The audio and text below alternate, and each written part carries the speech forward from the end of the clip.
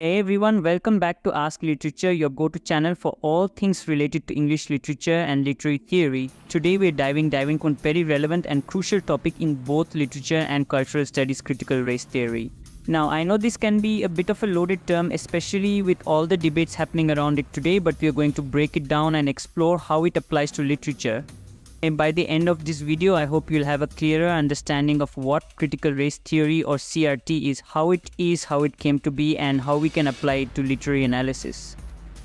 So let's start with the basics. What exactly is critical race theory? At its core, CRT is an intellectual movement and framework for examining the ways in which race and racism intersect with other forms of power such as law, culture, and politics. But it's more than just about individual acts of racism. It digs deep into the structural, systemic ways that racism is embedded in society. And when we apply this to literature, we start to see how these power dynamics play out in stories, characters, and even in the way texts are written or interpreted. Critical race theory originated in the 1970s and 1980s, primarily in American legal studies. Scholars like Derek Bell, Kimball Crenshaw, and Richard Delgado were some of the early pioneers who felt that traditional approaches to civil rights and equality didn't fully capture the complex ways that race and racism affect marginalized communities. CRT was born out of this dissatisfaction, offering a new lens to see how institutionalized racism works. Now, you might be thinking, okay, that's law and politics, but what does this have to do with literature? Great question. When we bring critical race theory into the world of literature, it allows us to interrogate how race and power are represented in texts. It helps us analyze how characters are constructed, how stories are told, and who gets to tell them. Literature doesn't exist in a vacuum. It reflects and reinforces the society it comes from. And because race is such a fundamental part of social identity, it shows up in literature in ways that can be both explicit and subtle. Let's take a moment to think about some examples. If you look at a classic novel like Huckleberry Finn by Mark Twain, race is a central theme. The character of Jim, an enslaved man, is depicted through a lens that reflects the racial attitudes of the time. CRT invites us to ask important questions about how Jim is portrayed, how his humanity is either recognized or dismissed, and how Huck's evolving relationship with him reveals deeper truths about race relations in America. By applying CRT, we can uncover layers of meaning in these texts that might not be immediately visible through other forms of literary analysis. Another powerful example is Beloved by Toni Morrison. This novel is steeped in themes of race, memory, and trauma, particularly in the aftermath of slavery. Through critical race theory, we can explore how Morrison portrays the long-lasting effects of racial oppression on individual identity and collective history. Morrison's work challenges us to confront the horrors of slavery not just as a historical fact, but as something that continues to shape the present.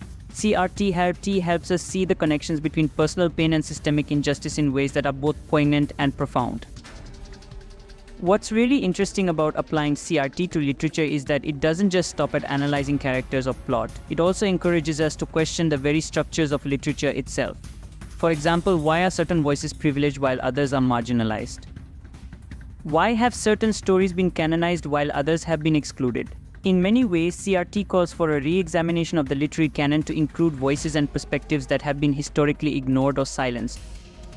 Think about the rise of African American, indigenous, and other minority literatures in the last century. These movements have forced us to reconsider what literature is valued and why. Now, one of the key concepts within critical race theory is the idea of intersectionality. This term was coined by Kimball Crenshaw, and it refers to how different forms of identity like race, gender, class, and sexuality interact and overlap. In literature, this is incredibly useful because characters aren't just one thing. They're not just defined by their race, they are also shaped by other aspects of their identity. For instance, in a novel like Their Eyes Were Watching God by Zora Neale Hurston, the protagonist Jenny navigates not only the challenges of being a black woman in a racist society, but also the struggles of gender expectations and class limitations. CRT helps us unpack how these various identities interact to create complex experiences of oppression and empowerment. So why does critical race theory matter in today's literary studies? Well, because literature plays a huge role in shaping how we see the world and understand each other.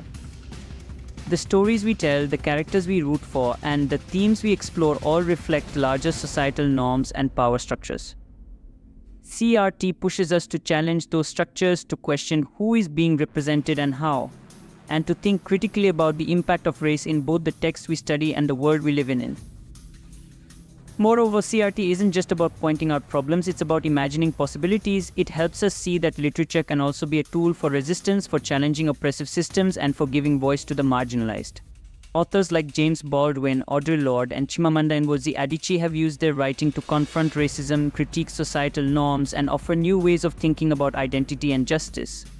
Their works aren't just stories, they're acts of defiance against a world that often tries to erase or diminish certain voices. In conclusion, critical race theory provides a powerful framework for analyzing literature. It helps us recognize the ways that race and power intersect within stories, characters, and even the literary canon itself. It challenges us to dig deeper, to look beyond the surface, and to understand the profound impact that race has on both the creation and interpretation of literary texts. Thank you so much for joining me today on Ask Literature.